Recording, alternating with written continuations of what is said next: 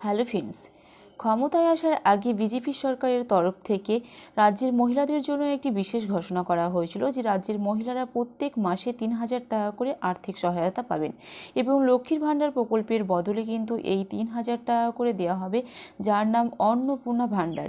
এই অন্নপূর্ণা ভাণ্ডারের মাধ্যমে রাজ্যের মহিলারা ভীষণভাবে উপকৃত হবেন, এমনটাই প্রতিশ্রুতি দিয়েছিলেন।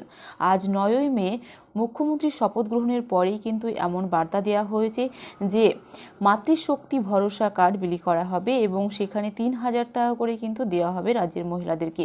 এবং আবেদন করতে আপনাদের কি কি প্রয়োজন হবে সেটাও কিন্তু জানিয়ে দেওয়া হয়েছে। তো চলুন বিস্তারিত জেনে নেওয়া যাক আজকের এই ভিডিওর মাধ্যমে। মমতা সরকারের চালু করা মহিলাদের বিভিন্ন ভাতা বন্ধ হয়ে যেতে পারে।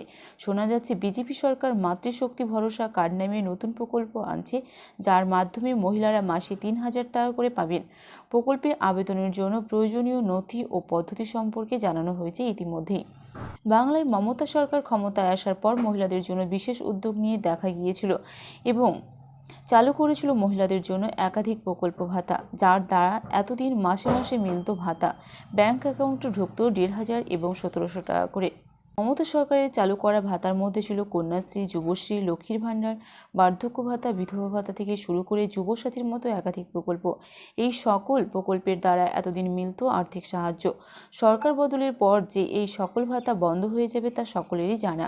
তবে বিজেপি সরকারও চালু করতে চলেছে একাধিক ভাতা।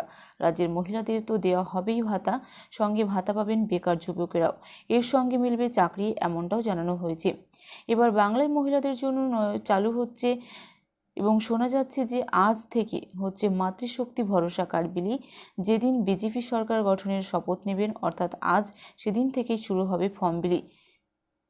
এবার জেনে নেওয়া যাক যে আবেদন করতে কি কি প্রয়োজন, অর্থাৎ এই যে প্রকল্প অন্নপূর্ণা ভাণ্ডার, এর মাধ্যমে যে আপনারা প্রতি মাসে ৩,০০০ টাকা করে সহায়তা অর্থাৎ সুবিধা পেয়ে থাকবেন রাজ্যের মহিলারা, তাদের জন্য কি কি ডকুমেন্টস অর্থাৎ কি কি কাগজপত্র আপনাদের লাগবে।